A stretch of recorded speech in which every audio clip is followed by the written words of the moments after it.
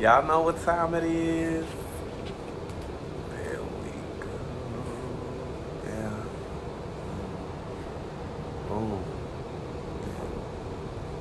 Pin that thing down.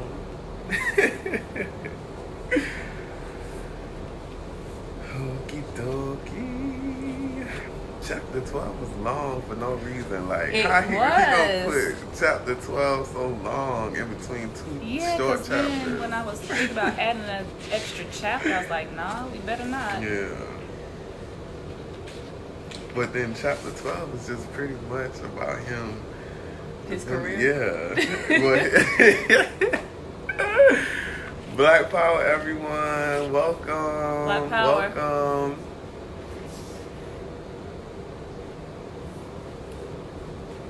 Like and share, please. Share in all your groups. Come on in the room so we can get started.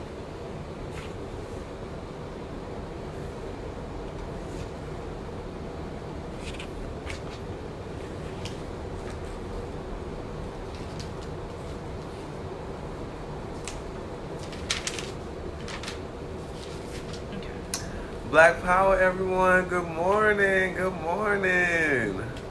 How y'all feeling? Come on up in this room. Let's get this political education started.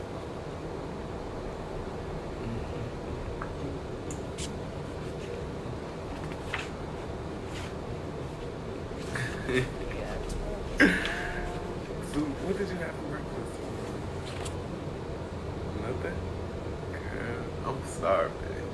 Oh, I had a smoothie on the way down. I totally forgot about it. This last night, like I was out driving Lyft, right? Mm-hmm. And I just had this overwhelming urge to go to Tropical Smoothie, child. Did you? Were they open? I found one that closed at 10 o'clock. But I had to drive all the way from Midtown to Sandy Springs. And you went there? Yeah, I definitely went. That's what's up. Let me tell you something. The best smoothie that Tropical Smoothie has is the Sunset Sunrise. It has pineapples, strawberries, mangoes, and they use orange juice to sweeten it. But don't get orange juice. Get the kiwi sweetener and add peaches to it. Oh, That sounds delicious. It is so good. What's it called? Sunrise Sunset. I'll But text you yeah, this. next time you go. All right, y'all. We're gonna go ahead and get this thing started. Red says this is 2 weeks in a row that I've kept up with reading. I'm on a roll. Let's do this. Black Power. Black Power, GG. Black Power. Well, anyways, happy Sunday to everybody. Thank you all for tuning in to another episode of the Revolutionary Book Club with your boy Dia and my comrade Nyah. What's going on? All right, y'all. So right now, as you can see, we are currently in the middle of reading Revolutionary Suicide, which is the autobiography of the late, great Huey P. Newton. And right now, we're already up to chapter 12 in the book. Well, 11 to, well, we're reviewing 11 through 12, but as you can see, we're moving through the book. Black Power, Robert. Thank you for sharing, Gigi. And if you're just tuning in to the Revolutionary Book Club for the first time and you would like to read along with us, please let us know in the comments and we can get you sent the free PDF to Revolutionary Suicide, because we want all of our people, we want all black people, all colonized people to be able to participate in the Revolutionary Book Club and to get this political education. As I said, today we're going to be reviewing chapters 11 through 13, I'm sorry.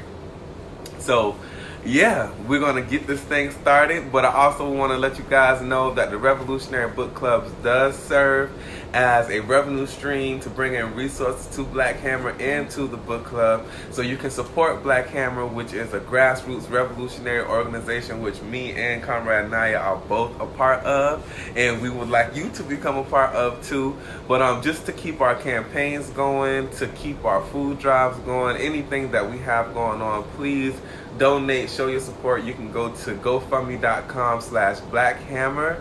That's GoFundMe.com/BlackHammerOrg. I'm sorry, all one word. And you can also donate to the book club through Cash App by going to BH Book Club, typing in. I think you got to use the dollar sign or whatever, and then so it's $ BH Book Club.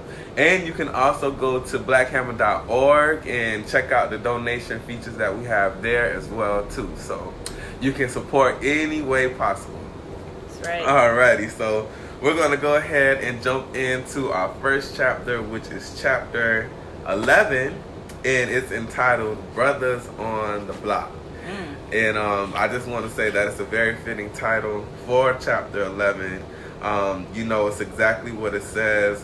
In this chapter, we have Brother Huey, who was speaking about, the brothers, like, none of the campus organizations that he is involved with on his campus college deals with, any of the conditions, faced by the black community. And as he told us earlier, the college that he's attending is surrounded by the black community.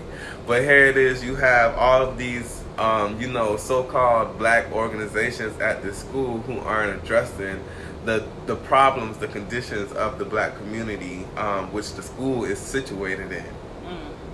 So he speaks about that. And he speaks about seeing, some of the brothers that he hangs out with on the corner, they're getting married, they're having babies and stuff like that. But at the same time, he can also see that they're headed for the same path that his father took, and so many black and colonized fathers take, working day in and day out, 3 to 4 jobs just to try to survive, and can't really, break that ceiling. And he referred to it as an urban plantation, really. Modern day sharecropping. Yeah, modern day sharecropping. Like, no matter what you do, you're always going to be in debt, to this colonial system, to white imperialism, no matter how much you may work, and, all of that stuff. So he speaks about that and just the importance of the street brothers. And, even though at this point in time, Comrade Huey hasn't really laid down the solid foundation for the Black Panther Party, he already has an understanding of what sector of our community that needs to be reached. Absolutely. And, even when you go to different college campuses, a lot of our brothers and sisters aren't there to take those skills and to bring them back to the community. They're there to escape, the conditions of our community. And I can say that at one point in time, that was me.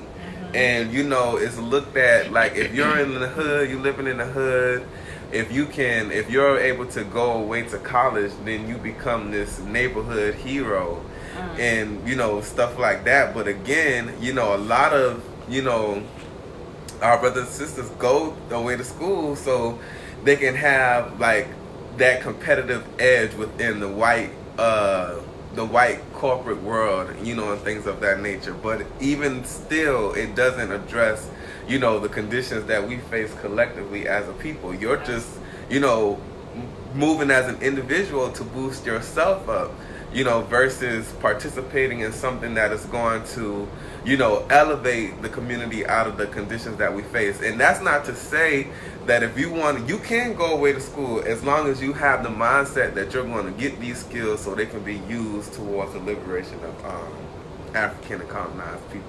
Absolutely. My best friend today, her and I went into the same field.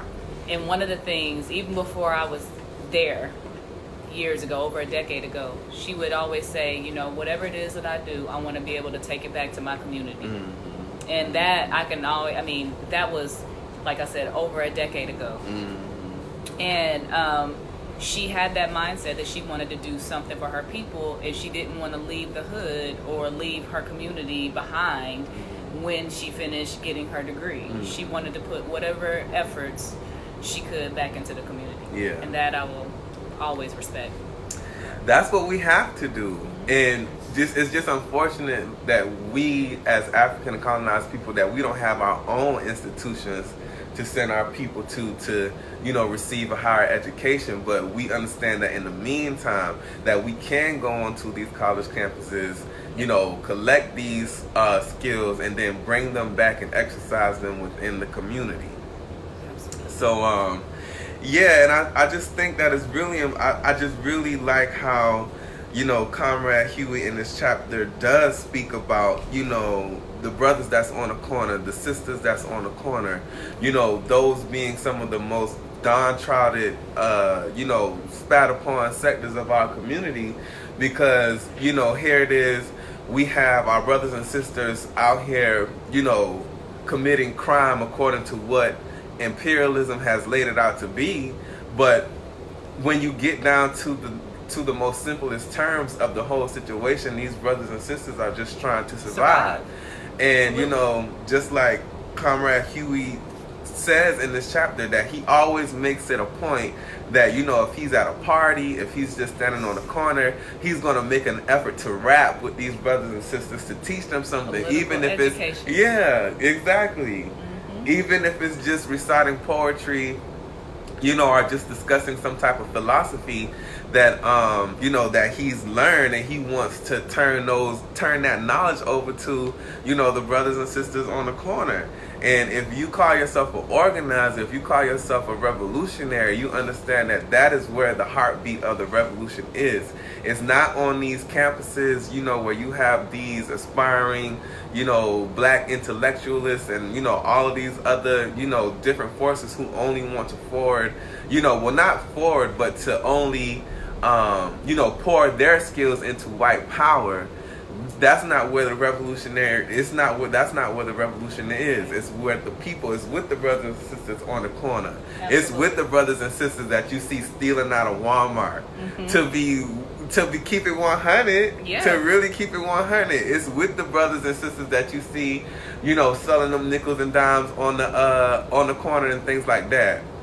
And the only reason why we feel some type of way about that is because of what white imperialism has told us about those brothers and sisters. Absolutely. But we have to look beyond that and even understand that the most deadliest, drug kingpin within our communities, they deserve a chance of political education. They deserve a chance to overturn their relationship that they have with the community. It's based upon if that brother or sister is, invested and willing to overturn that relationship to the community, then that's a whole different story. But you always have to see it as, trying to win somebody to that revolutionary understanding. Absolutely. And if you can't, then just like we said last week, everybody's not going to be one to the revolution. Yeah. It's so everything you just said I unite with totally. And it's just crazy that, we have to, what I look at it is you have to try to provide insight. Because a lot of people don't realize while they're doing this, when you stealing from Walmart or whatever like that, why, first of all, you need to understand why it's happening. I could give a damn about stealing from Walmart, whereas before I used to I don't know why anybody would want to steal. Why would you want to do that? And now I'm just like, no, fuck these institutions, right, these conglomerates that steal from us. Right. But I want my brothers and sisters to know why they're doing it. You are rebelling against a system that has stolen from you. You don't even realize that's why you're doing it. So that is so important, is for us to understand why this is happening, why we're rebelling against the system in the first place. Yes. And it's justified. Yes, it's most definitely justified. So what else does he cover in this chapter? I know he speaks about, the disconnect, once, say me and Nyah, we've been hanging out on the street corners, we doing what we got to do to survive, and then Comrade Nyah just ups and decides that she wants to go away to school. She wants to go away to college.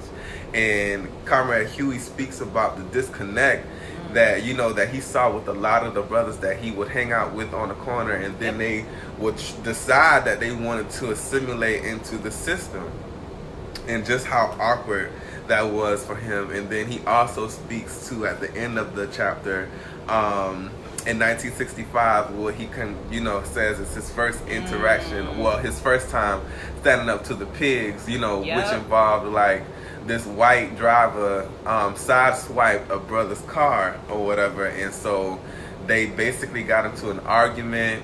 The pigs was, of course, siding with the white guy or whatever, and Huey at this time he wasn't completely involved in reading law, as we'll see later on, but at that point he did have some type of understanding.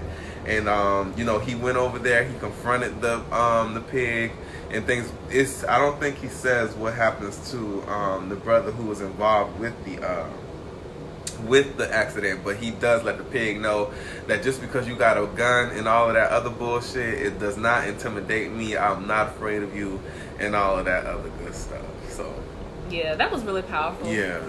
And I remember when some of these things had started, like we were seeing video after video of somebody being harassed by the pigs. I made it a point to start stopping up the street to watch, to see what was happening, and that's something that I still feel like we need to do. Yeah. Because if there's people, if we're taking care of us, then I think that not that things won't still happen, but it's less likely to happen if they feel like we're, not beyond running up and saying, "Hey, what the fuck are you doing?" Right. Exactly. And I mean, that's just what the Black Panther Party used to do. Yeah. But they had rifles with Absolutely. them. We just got to get the rifle.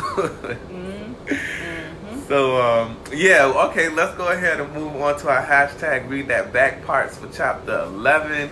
If you have a hashtag Read That Back Part for Chapter 11, please put it down in the comments so we can open it up for discussion real quick. And Black Power to everyone who has joined in the time since we've started. Please make sure you share. Put hashtag shared in the comments when you share the video. So Black Power. Black Power. My hashtag Read That Back Part comes in the beginning of chapter 11 on page 74, starting the last paragraph, starting at the bottom. Black Power LaDonna. LaDonna says, yes, y'all warms my soul to see young people engaged in taking action. Black Power. Alrighty, so it says, the Street Brothers were important to me, and I could not turn away from the life I shared with them. There was in them an intransigent hostility towards all those sources of authority that had a dehumanizing effect on the community. In the school, the system was the teacher, but on the block, the system was everything that was not a positive part of the community. My comrades on the block continued to resist that authority, and I felt that I could not let college pull me away, no matter how attractive education was. These brothers had the sense of harmony and communion I needed to maintain that part of myself not totally crushed by the schools and other authorities. Black Power, thank y'all for sharing. I just think that was so, so powerful. And, prior to political education, we don't understand what we see when we look at brothers and sisters out here on the street corners. We just, because again, the ideology that has been fed to us by white power and white imperialism, we just see thugs and, gangsters and all of that different kind of stuff like that. But as Comrade Huey says, these brothers had a sense of harmony and communion. A sense of harmony and communion. And, you're not going to find that in a college education. Because with the college education, you're only being further indoctrinated with white imperialist ideology. That is only going to alienate you further from, the rest of the masses of African and colonized people. And ultimately place these in your mind that you don't even want to deal with, other brothers and sisters and, our brothers and sisters of other colonized communities. Mm-hmm. Black Power. Black Power. What's your hashtag? Read that back. Well, I had a few, but I'm going to go with the one that starts on page 77, bottom of page 77, going into page 78, where, we were talking about how he goes and he does the rap sessions and how he would be trying to bring So political education. So he said the dudes on the block still thought I was out of sight and sometimes just plain crazy. One of the reasons for the crazy label was because I always did the unexpected, a valuable practice in keeping your adversary off balance. If I knew that some guy wanted to jump me, I would go over where they hung out. And then he goes into how the street philosophy also crept into his academic work. The brothers were also hostile toward the police because they were always brutalizing and intimidating us. So I began to study the police science in school to learn more about the thinking of police and how to outmaneuver them. And I like that because it's like, a lot of times people think, well, we don't need to, know all that shit about law enforcement. But the reason why you would want to know it is because sometimes you can beat them at their own game. Yeah. Because, when you don't Huey never disconnected himself from the streets or from the community to the point where he allowed the knowledge that he gained to benefit him and his community, just like he did when he stood up to the pig when he witnessed that cracker sideswiping that brother's car. So yeah, use that to benefit your community. Yeah, exactly. So let's get into some of these comments. We have Brother Will who says, oh, hold on, we got Gigi. Hashtag read that back. She says, the gun did not mean anything because the people were going to get guns of their own and take away the guns of the police. Black power. That's right. And that's what we're going to do. I want to encourage all my African and colonized people to obtain their guns. We got to protect ourselves, and this is also why Black Hammer is starting its own gun club and self-defense club. Shout out, Conrad Here Daniel. he is. Shout out to Conrad Daniel, who's leading the Black Hammer gun club. I'm sorry. We have Will who says, hello, are you biologically brother and sister? No, but Black Power Kimya, thank you for sharing, Quayshawn. Thank you for sharing, Red. Thank you for sharing, Robert. Black Power Melindo. Cher says, show me how visions of indigenous and black decolonial praxis. Illegalism is revolution. Red says, take what you do best and do it for your own people. Dr. John Hernick Clark. That's right. Thank you for sharing, Gigi. Thank you for sharing, Daniel. All right, Black Power. Okay, y'all. So we're going to go ahead and move on to chapter 12. Just want to put the reminder out there that, again, you can support Black Hammer. You can support the Revolutionary Book Club by going to GoFundMe.com/BlackHammer or donating through there. You can also donate directly to the book club through Cash App by donating at the $BH Book Club.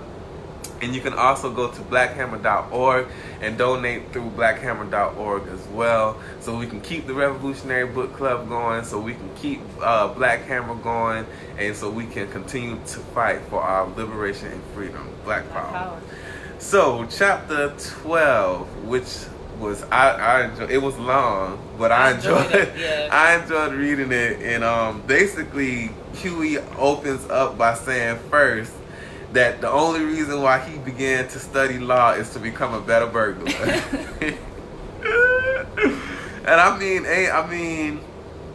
it's no shame in it. So he just basically talks about how he's reading up on all of these different laws and things of that nature. And he also says, like in the first portion, that the California Penal Code says that any law which is vague to the ordinary citizen, the average reasonable man who lives in California and who is exposed to the state's rules, regulations, and cultures, does not qualify as a statute.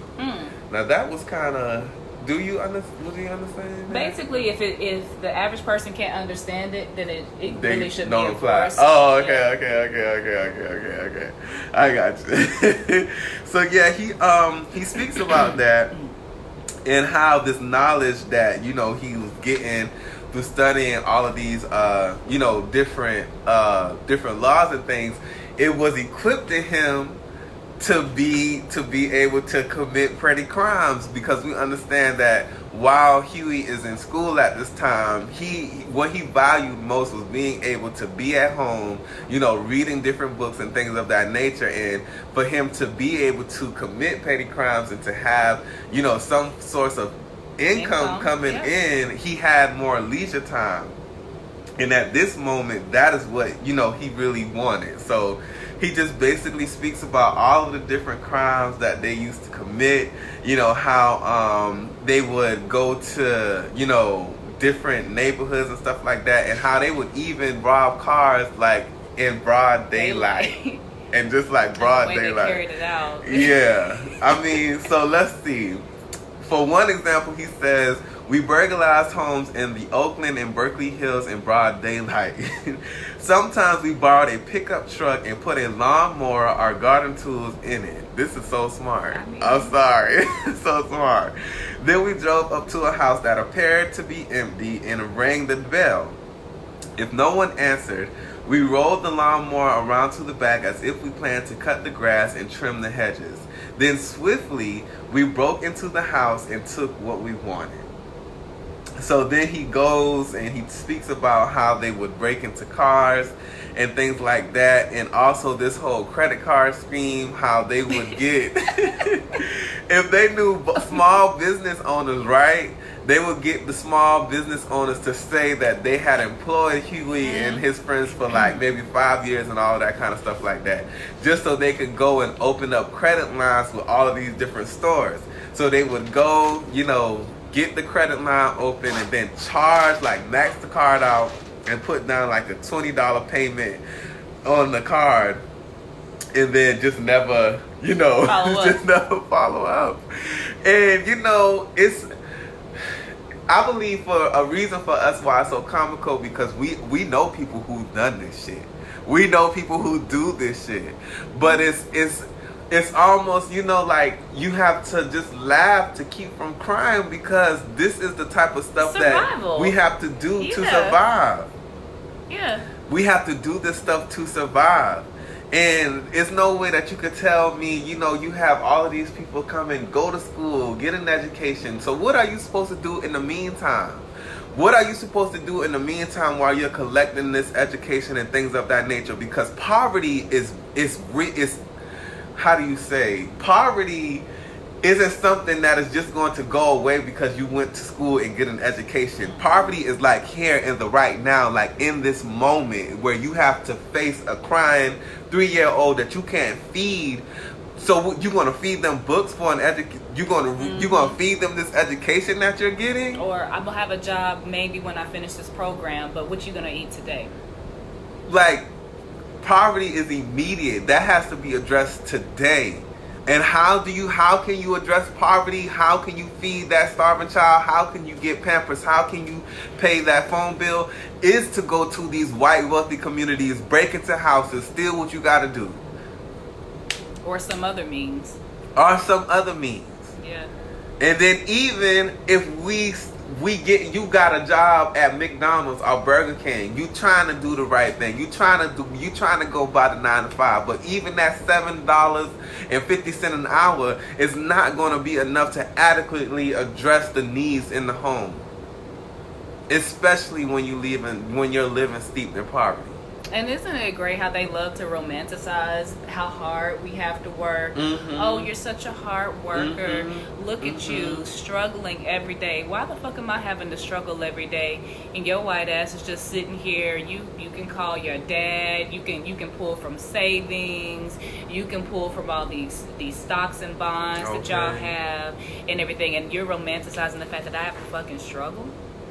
Oh, okay. And I'm going to just say that, Africans and some colonized people might front when they go away to school, but the poverty is just as real in school as you getting the education as it is you being back at home in poverty. Mm-hmm. It does not change. It does not change at all. So, also in this chapter in which Huey is talking about the short change game, which he was best at. This is where he made all of his resources mainly. And it's so fucking crazy. It's so motherfucking crazy that I didn't really understood what happened to me on my first job when I was working at Walmart. And he described exactly what happened to me. I was shortchanged. This was my first job. No, I'm sorry. I believe this was my second job. I was in high school. And I was at Walmart. I was working at Walmart. And this brother, this tall, he had like, maybe he was his nephew or something with him. So he comes to my register and he's blind. Like, the brother's blind. Like, so he lays out all of these bills on the counter. Like, I believe it was like 20, it was like 520s or whatever. And he's asking me for change. So I'm just like, okay, that's fine. I'll give you some change. So he gives me a 20. I'm counting out the change. He was like, nah, don't do that. Let me get change for this right here. Or let me get change for that, like, right there. So I'm trying to just, keep up with the request that he's asking me, not understanding that he's basically shortchanging me. And these motherfuckers fired me behind that. I got fired. I hate that the brother did that to you. I wish he would have went through somebody else's line. But it's fine. Seriously, I didn't understand exactly what happened until reading this goddamn chapter. And I was just like, all I was doing was just giving the brother change. And when they called me into the office to fire me, they didn't even explain to me that that's what happened.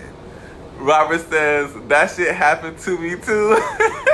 Damn. Yeah, and then the main object, I believe, in shortchanging is to get the cashier as flustered as you can so they don't realize and they don't pay attention to what happens. And y'all already know I'm kind of light in the loafers anyway, so I'll just be like, okay, okay.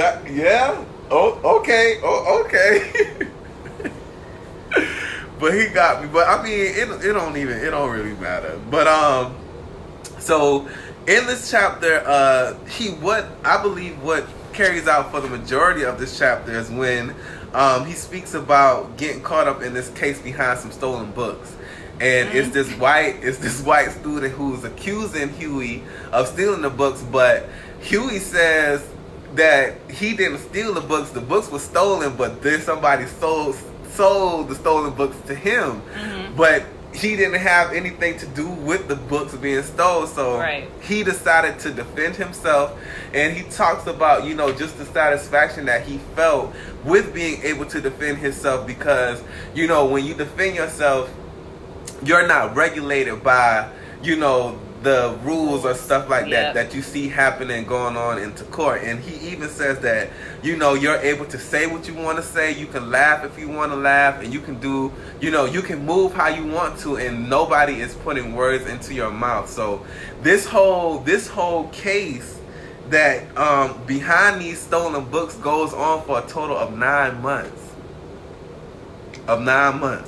And so he speaks about how the pigs even try to get this sister who works at a bank to say that Huey shortchanged her at the bank, and he's able to have the sister come into the court and testify and say that didn't happen. But he just lays out, like, around this whole bookstore case and stuff like that it was just simple harassment. And again, they had the dean of the school, they had the bookstore keeper, and all of these different forces, but they did not have any type of evidence to bring him up on any charges and stuff like that. I love the way that he played that, and just the fact that he was studying the law enough to know his rights, as far as, I don't want to say rights because we know it's kind of an illusion, but that he knew how to work around the system and circumvent around all that bullshit to the point to where they couldn't touch him. And that pissed them off beyond degree. They couldn't even hang them up. And that's how you're dealing with somebody who's pretty intelligent with that. And so later, also in this chapter, Huey speaks about this incident that he has with this brother named Odell Lee. And so as we said, at parties, you can find Huey, you know, giving out political education and stuff like that. And, you know, he said he almost compares it to, what do you call it? The game when it's not captain, is it captain? Okay, yeah. So you know, like how you play, you know, your mama this jokes and all that kind of stuff like that. Yeah. That is what he's comparing it to, and he says that instead of getting into fights about jokes about your mama, you are getting into fights about different ideologies and different ideas, you know, that we internalize as colonized people. And at this one party, he gets into it with Odell Lee, who is this brother, you know, this regular on the street brother. And so him and Huey get into this debate. And at one point in the debate, Huey turns his back to Odell, and he doesn't think anything of it. But at this point, Huey is eating a steak, you know. And so each time he turns his back, Odell is turning him back towards him, and he was like, don't turn your back on me. So it gets to the point that Odell turns him around, and Huey assumes that Odell is getting ready to pull out a pocket knife, so he takes his steak knife and Huey was nothing to fuck with. he pretty much, you know, yeah. goes to work on Brother Lee or whatever. So he says that he doesn't think that Odell is going to call the pigs or whatever, but it's found out that, Huey feels that it was Odell's, I don't know if he says wife or girlfriend, that convinces him to press charges against him. So I believe that he is found guilty of what, you know, around what happened or whatever. And at one point, he's denied bail. But I believe this white lawyer that his parents get him, they're able to get him off with just like, I believe he says like 6 months in the jail. Yeah, from you know, like he was charged with a felony, but they brought it down to like what you would serve for a misdemeanor, which. So I mean, Trap the 12 is just pretty much, you know, of Huey just speaking about, you know, his everyday life and what he had to do, you know, in order to survive. So my hashtag read that back part comes again at the beginning of chapter 12, which is page 78, at the second paragraph, where he says, and don't forget to put your hashtag read that back parts in the comments for chapter 12 as well too. So he says, later on, law enforcement courses helped me to know how to deal with the police. Before I took criminal evidence in school, I had no idea what my rights really were. I did not know, for instance, that police can be arrested. My studying helped because every time I got arrested, I was released with no charge. Until I went to prison for something I was innocent of, I had no convictions against me. Yet I had done a little of everything. The court would convict you if it could, but if you knew the law and were articulate, then the judges figured you were not too bad because your very manner of speaking indicated that you had been indoctrinated into their way of thinking. And I think that was very deep and profound for me, because, you know, some of us, we have relatives or, you know, friends and family who may be very articulate, and you can see them in these types of situations where they're able to out-talk, you know, these white authority figures and things like that, you know, versus our brothers and sisters, you know, who shouldn't have to sacrifice some type of dignity in order to, you know, it just makes me feel that, you know, as black and colonized people, that we have to put on some type of front, or we have to put on some type of show, you know, for white power to make them understand that we have some type of dignity or some type of couth about ourselves and shit like that. When, I mean, at the end of the day, none of that shit, it does not matter. It does not matter. And, you know, like how Huey says to speak that it's an indication that you've been indoctrinated with their way of thinking. Like, what the fuck? Like, that's bullshit. That's absolutely bullshit. And we see that, you know, when we enter into white spaces, you know how you got to put on that white voice. Or if you going for an interview or something of that nature, you got to put on, you know, some type of airs about your stuff like that. And that's an attack on our dignity as black and colonized people. Like, who the fuck are white people for us to have to put on some type of persona for them to make them think that we're thinking individuals, that we have some type of smarts or some types of shit like that. Like, fuck all of that. Fuck all of that. Fuck all of that. Absolutely. All of it. Well, I wanted to start out with the quote at the beginning, the very beginning of the chapter, where it says, what is property? Property is theft.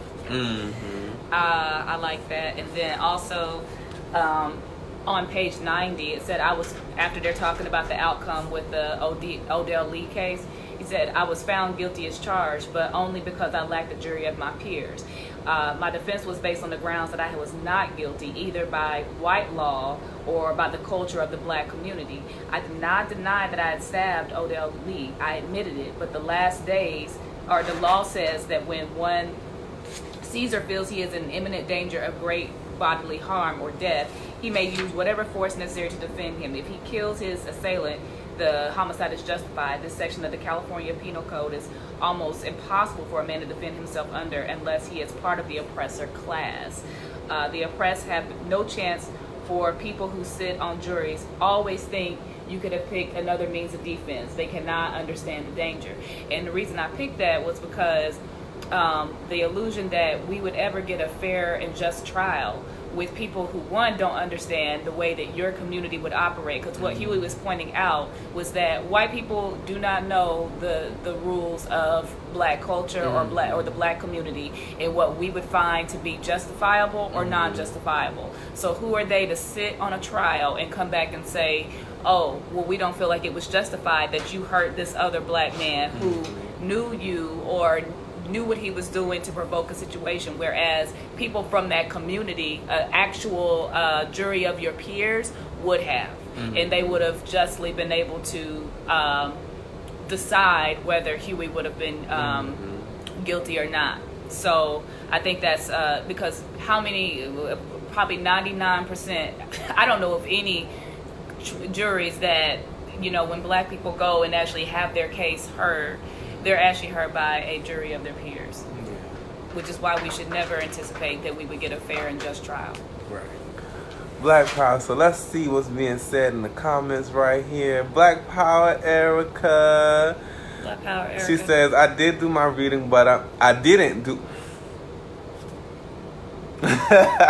I didn't do my reading, but I'm here about to go to the African American Day Parade in Harlem. Support for all political prisoners. Black Power, Black Erica. Quayshawn Elliott says, it's true. They love it. They eat it up. Yes, like you a damn charlatan or some type of puppet for these goddamn motherfuckers. Hell to the fuck no. Black Power Chikonde. Black Power Muhammadu. Black Power Stephanie. Robert, like... really, the white people got your resources, so really, you taking your shit back. Taking my shit back. Pretty much. Pretty much. Alright, y'all, so we're going to move on to chapter 13. And I can say, honestly, that this chapter was... I don't know how to feel about this chapter. I was pretty ambivalent. Yeah. After reading it, too. So... Yeah. Chapter 13, which is entitled Loving, we have Huey, you know, speaking about his relationships with women. And so he speaks about Richard Thorne, who basically has this theory of non-possessiveness when it comes to relationship. Oh shoot, we got a donation. Thank you, Sarah. Black Power. Thank you, Sarah. Black Power. Yes, Black Power. So, I think the reason why this chapter was so hard for me, it wasn't hard, but it just, it exasperated all of these different thoughts that I'm already having about what it means to be in a relationship as a colonized person. And I can say that I unite with like 85% of, you know, what Huey is speaking about in this chapter. And just to give, based upon the theory, I'm going to read what he says. So, and he's speaking about Richard Thorne, and he says, his theory of non-possessiveness in the love relationship was appealing to me. The idea that one person possesses the other, as in bourgeois marriage where she's my woman and he's my man, was unacceptable. It was too restrictive, too binding, and ultimately destructive to the union itself. Often it absorbed all of a man's energies and did not leave him free to develop potential talents, to be creative, or to make a contribution in other areas of life. This argument that a family is a burden to a man is developed in Bertrand Russell's critique of marriage and the family. His observations impressed me and strengthened my convictions about the drawbacks of conventional marriage. Now, the only thing that I have a gripe with is that we understand that the African and the colonized woman's contribution to the family, you know, cannot be, you know, overlooked. And when you think about it, it's almost, I mean, just how it's defined by colonial society, I feel like the woman's burden to the family is, I want to say, almost more than what it is to the man. And if I'm being contradictory, comrade, please, you know, call me out and let me know. But I just don't like that it doesn't speak to also what the African woman and the colonized woman goes through, you know, in a marriage, in, you know, building and raising a family. Well, I'm going to point out something too, because Huey, throughout this book, he speaks a lot about his father and what his father has contributed, which was a lot. He speaks a lot about the fact that his father worked 3 jobs to support them. We haven't finished the book yet, and he does mention some of what his mother has done, but it's not nearly to the magnitude as of much his father as what he talks about with his father. And Huey later discusses, you know, even with that philosophy that he's talking about, there is a level of exploitation of African women there. Exactly. So, yeah. So, I mean, that was one of the things that kind of raised my antenna and stuff like that. But I believe that the majority of the things that, you know, just my whole idea of a relationship is shifting. Like, really, it's really shifting. And I think I unite with the non-possessiveness part, because you shouldn't want to be in a relationship to possess somebody, and it has real material implications, because when you look at the history of marriage, especially within, you know, the feudal European society, when white women were married to white men, they became the property of those white men, and anything that white woman possessed then it came under the ownership of the white man that she married. Versus, you know, the more communal process that we see within, you know, traditional African societies on the continent, and even, you know, even here within America and other places where colonized and African people might be, you still see the traditional type of communal type of relationships between, you know, the couple's families and things of that nature. The only thing that I find a gripe with is just being able to be with someone who might, you know, have other relationships with other people. That's the part that I'm kind of having, you know, like. So what is your gripe about it? You feel like it should be that's something you're leaning towards, or that you? Because I'm kind of feeling some type of way too. Because I don't know if I don't want. I don't like the idea of my partner being intimate with somebody else. That okay. So we're on the same page. Yeah. I have a hard time. I'm having a hard time with that too.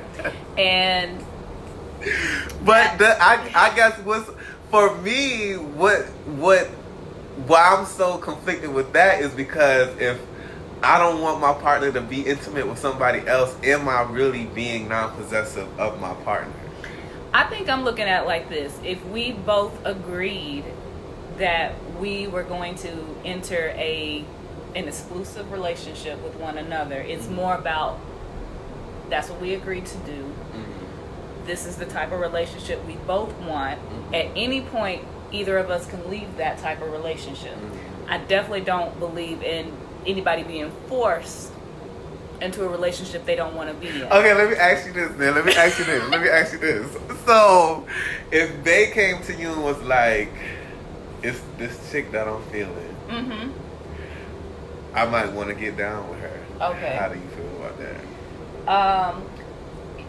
If we entered that relationship with the understanding that neither of us would step out, mm-hmm. then I would have issues with that. I would respect the fact that they're bringing it to me mm-hmm. rather than just doing it. Mm-hmm. But I would have issues with that.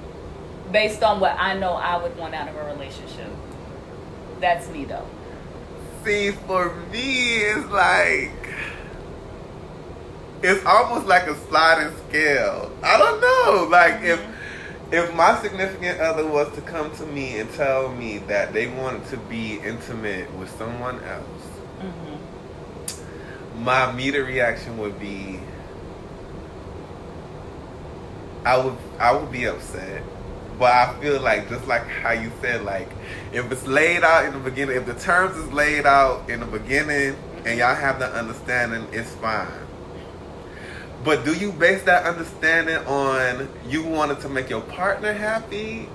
Or do you see my mind, y'all? Not with me. With me, it's this is what it's gonna be. Uh-huh. Like, I'm not gonna, my relationship is not gonna be one where I'm gonna enter where I'm gonna say I'm not going to be okay with you sleeping with other people. Mm-hmm. That's just me, and that's because that's the type of relationship that I'm after. Yeah. If that person that I'm feeling does not have that same feeling, then we can agree to disagree. We can be cup buddies if mm-hmm. that's what it's going to be. Whatever. I mean, but it's just like that's the understanding. I just believe in being honest and being upfront about it. I gotcha. That's me though. I feel like we can have a whole show on that, but we're gonna get back. We're gonna get back into this chapter. I still want to talk about it some more, but it's okay. Too. So yeah, but like the point you made earlier, how Huey does lay out in this chapter that this way of thinking, can be exploitive, and like he says, he had women giving him money, they was cooking for him, cleaning his house, and all of that other type of stuff like that. And then he also goes into the history that he had, when he got into the pimp game, because he was pimping for a little while, and he just speaks about the guilt that he experienced, both from pimping black women and white women, and he says that he felt guilty about pimping black women because all he could think about is, the slave experience and, slave masters raping, black women, who were enslaved. And he says that he felt some type of way about pimping white women because it wasn't a feeling of shame, but it was a feeling of guilt because he felt like he had then become the oppressor. And so he speaks about coming close to marriage with this one sister by the name of Dolores, and he describes her as being this free spirit child woman who lived with a passionate intensity, and he just describes her as being this unique woman, in that that he was really in love with her. And that, if he was to get married, that she could have possibly been the woman that he married. But he wasn't able to, he wasn't able to commit, and they did end up splitting apart. And he talks about this very tragic incident where one night he brings another woman over to his parents' place, and Dolores is there, and he goes out with this woman, but when he comes back, he finds out that Dolores tries to commit suicide. And he just says that his experience with Dolores just reinforced, and I'll read it, that my conviction that demands two people make upon each other can be crippling and destructive. No matter how much they love each other, the values of our society conspire to add intolerable pressures to a binding relationship. And I mean, I believe that is so true. It is so true when you place into context, like, you know, these societal pressures that a man is supposed to live up to, that a woman is supposed to look up to. And I think that's even the basis why we would even have to create a theory about non-possessiveness to combat, you know, this situation that colonialism, that white imperialism, you know, has placed us in. And it's like we want to communal relationships is new to us now, but it's not new. The constructs of marriage and you know all of these different ideas, that's what's new to us, especially as African and colonized people, because we were already living in communal relationships. We already knew what it was to, you know, have, you know, polyamorous, you know, relationships and stuff like that. You know, what's new to us now is this marriage, this man having to do this, the woman having to do that. The man has to be the provider. The woman has to be the submissive, you know, keeping the home. That is what's new to us. Gender, yeah. That's what's new to us. So, I still think we should have this discussion about, you know, traditional relationships, and maybe we could have a special book club so we could have so we can have that discussion. But one principle that I really unite with what Huey says earlier on in some chapters prior to this, you know, when he speaks about intimate relationships, and I believe it's by Richard Thorne that he says this came about too, but he says that a relationship should be based on friendship and shared experiences, which makes a lot of sense to me. I can really unite with that, but it's just, I don't know if I'm willing to just allow my partner to be out here with anybody. I think it's a lot. Like I said, I think it's what both people going into the relationship go in with, what they expect from it, and just kind of a mutual respect there. But I do unite also with the fact that he said that this, what we were just talking about, what colonial society has infringed, like forced on what a relationship like that would be. Even if you want a monogamous relationship, the fact that it has to be that, you know, it shouldn't be that if somebody leaves that relationship or wants to leave that relationship, that can leave somebody else in a totally disabled position. And that's something that colonial society does to it can totally debilitate somebody else, or the feelings that we go into a relationship are sometimes totally unrealistic. And that can sometimes add all types of exacerbations on what we're gaining when we're leaving these relationships, rather than being able to leave a relationship and be in a position to where you can bounce back and you can heal. And colonial society makes that impossible, or makes it very difficult to do. And just even, and I definitely unite with everything you just said. And then even to think that we as colonized people, African and indigenous people, we can't tailor our types of relationships the way the colonizer tailors their relationship. I can't. Because in any event, you're talking about two colonizers who entered this relationship on, you know, the same level. I mean, having the same access to resources, having the same access to societal wealth, having the same access to different opportunities for work and different things like that. When you have two African people, two indigenous people who enter into a relationship based on survival. If this sister has a place for me to stay, food for me to eat, of course I'm going to be with her. Even if it's a toxic relationship when I'm abusing her, put my hands on her and stuff like that. She's going to stay with me because as a man, I bring her some type of sense of security. Yep. I'm a companion for her. But it's not the same. And I mean, like, all of that. Or even think about relationships where they are based on friendship and all the right things, but then you go in because you both have to work, you both have to make a living, especially if you have children, you have to do that. And then think about if one person loses their job and the pressures that puts on a relationship. You know, one person is out of work, or both of you lose work, and then the types of strain that you're going to be feeling, frustrated because you can't survive, and then your relationship is going to suffer in the meantime. Exactly, Quayshawn. Exactly.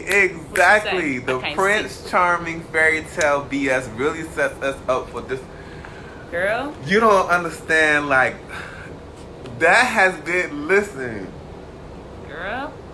That's a whole nother episode, because seriously, white power tells you that you're going to have this happily ever after, that this Prince Charming is going to come and save you and all of this other bullshit. I'm a victim of that. I'm a victim of that type of thinking, like this whole hopeless romantic type deal, like it's all bullshit. And I can really say that has led to my singleness for a long time. Well, but anyway, so let's get to this hashtag read that back. But we gonna have to plan that episode. We are. We're gonna have to plan the episode.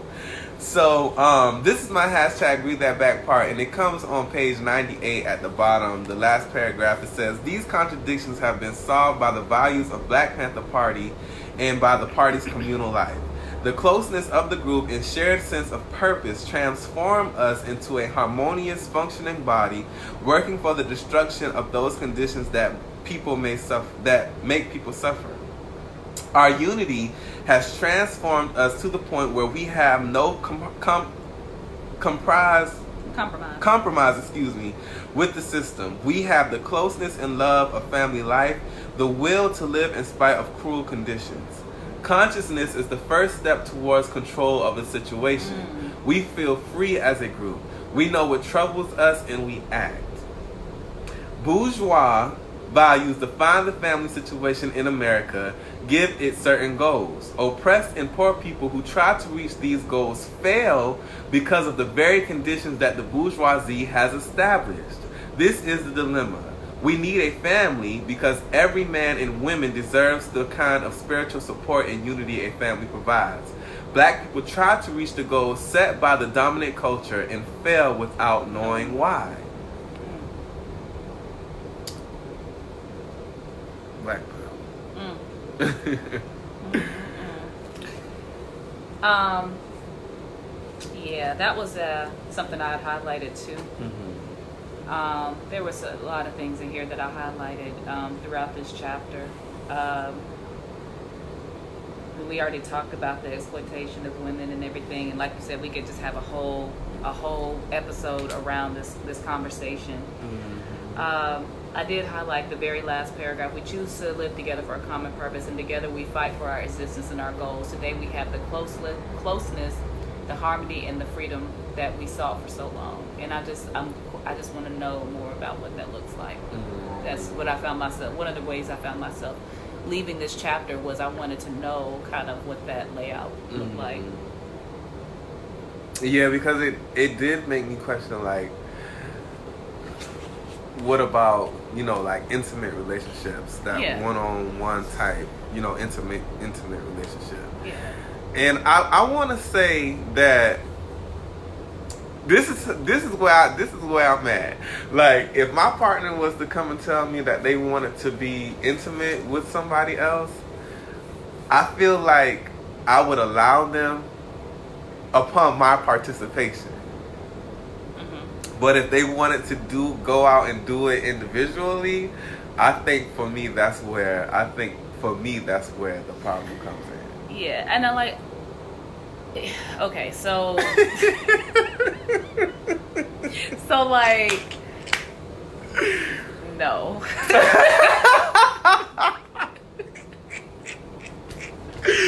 See? Okay, so like, okay. My spouse and I have been together for 15 years. Girl, 15 years? Okay. And y'all ain't never thought about... Now, she has always said, she never really agreed with the institution of marriage, even when because I was a Bible thumper, and I wanted to be married, and I wanted to, and even though I've moved away from the Bible thumping and I'm no longer a Christian, and there are lots of things that have changed, the condition was, she said, if you ever think that you want to have intimacy with somebody else, all I'm asking is that you let me know that.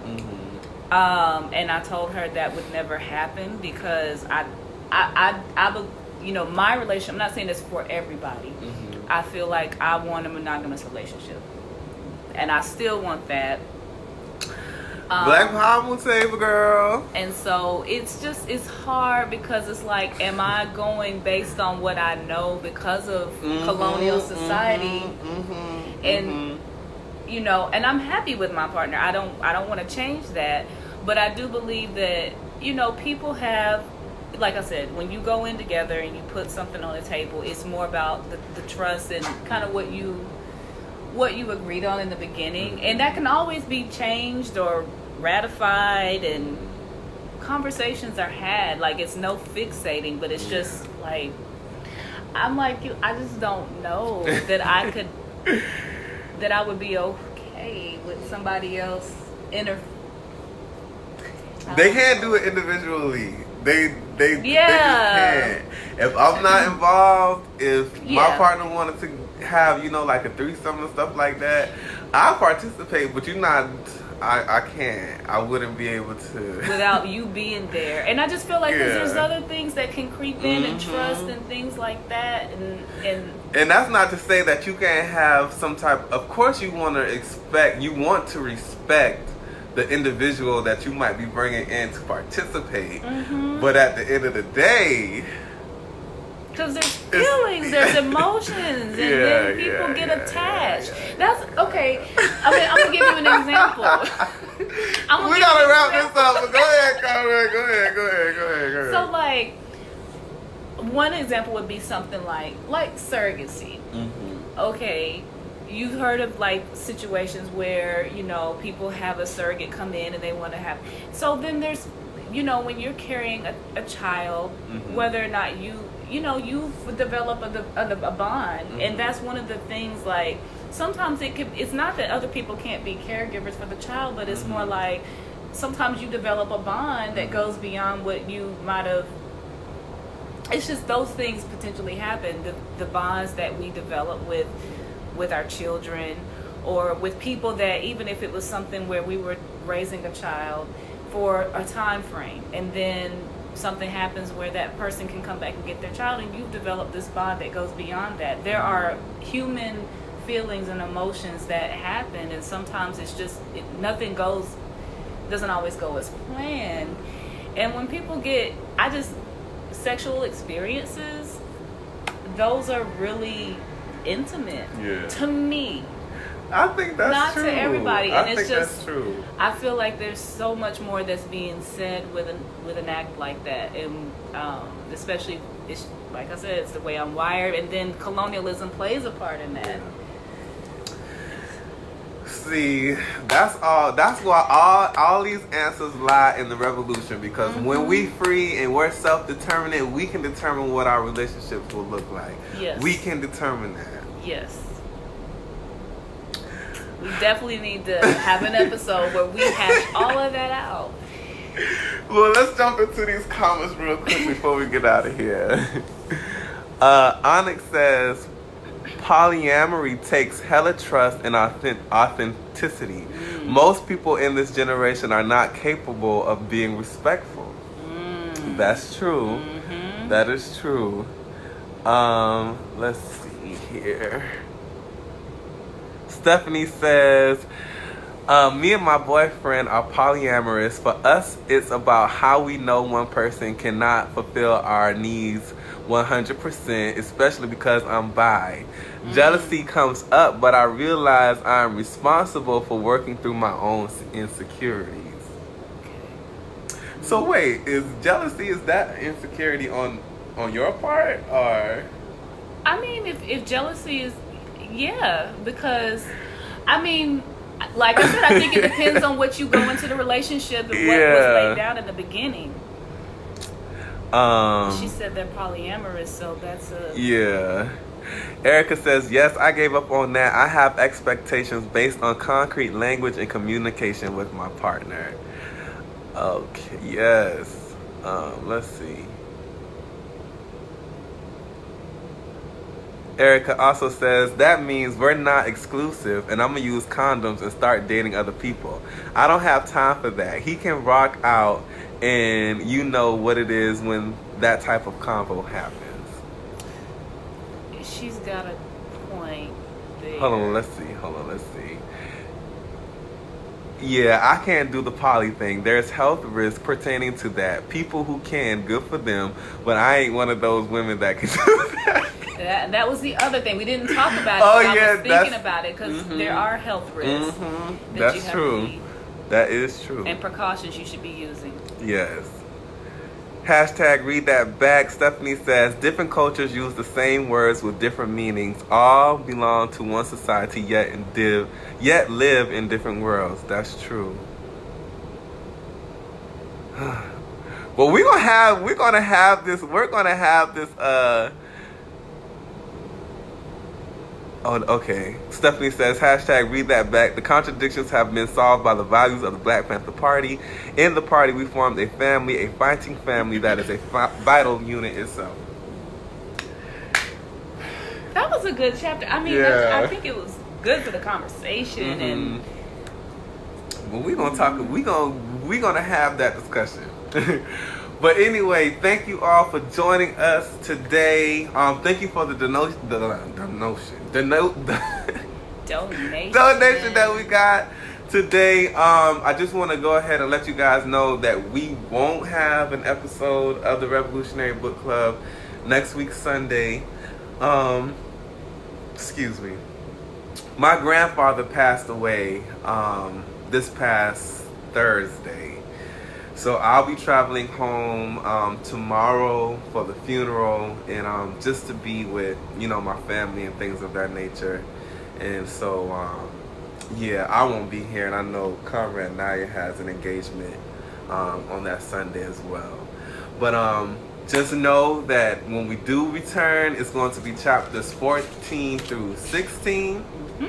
So again, if you don't have the PDF and you would like to follow along so you can participate in the discussion, please hit us up for the free PDF that we can send you. You can hit us up on Facebook at Black Hammer, and you can also hit us up on Instagram and Twitter at BlackHammer.org. All one word, both for Twitter and Instagram. So if you're watching and you want to know more about Black Hammer and how you can become a member, you can hit me up. Black Hammer, as you can see, we're doing all types of great things. The book club is just one of the many things we're doing. We have a newsletter. We have a social media team that's banging. We got a campaigns committee where we're doing all these awesome campaigns for our children, anybody that is being brutalized by the system in any way. We really are about fighting for the community. and all we want to do is grow. So those committees that we have, we want to multiply and exponentiate those. We want to build our gun club. We want to build all the things that you see in colonial society. We want to build that for ourselves, to the point to where we can rely on ourselves to take care of our own health. You feel like we're being exploited by the health systems. You are being exploited by the health system. So we want to build those types of systems for ourselves where they're not exploitive and we can actually get the healing we need. So that's just things that we can see off down the way, but we need people to join in order to make that happen. So you join Black Hammer, you can use your skills as a colonizer African individual to build your community. We're literally about that. So if you want to join today, please go to blackhammer.org, select join. We will be in contact with you from the membership department. I got a badass membership committee. Black Power. And we will contact you. You can drop a fist in the comments if you're interested, and we will tell you, we'll give you the link for you to sign up. And you can do that for as little as $5 a month. Black Power. All right, y'all. So not next week, but the week after next, we will be back. Until then, make sure you read your chapters so you can participate in the discussion. And maybe when we come back, we can allot some time to this whole discussion about relationships and stuff like that. And don't forget to tell us what's on your bookshelf. Yeah. We want to know what you're reading so we can get ideas of other things that we might be able to read. But just let us know what you're reading, and we'll talk about that. And I think also going forward, what we should implement is a question and answer portion for the book club as well too. So, if there's anything that you comrades would like to know about us, Black Hammer, how we feel on certain things that we see happening right now within society, we need to have that type of discussion as well too. So absolutely. Until next time, stay black, stay proud, and join Black Hammer. Join Black Hammer today. Black Power, y'all. Black Power.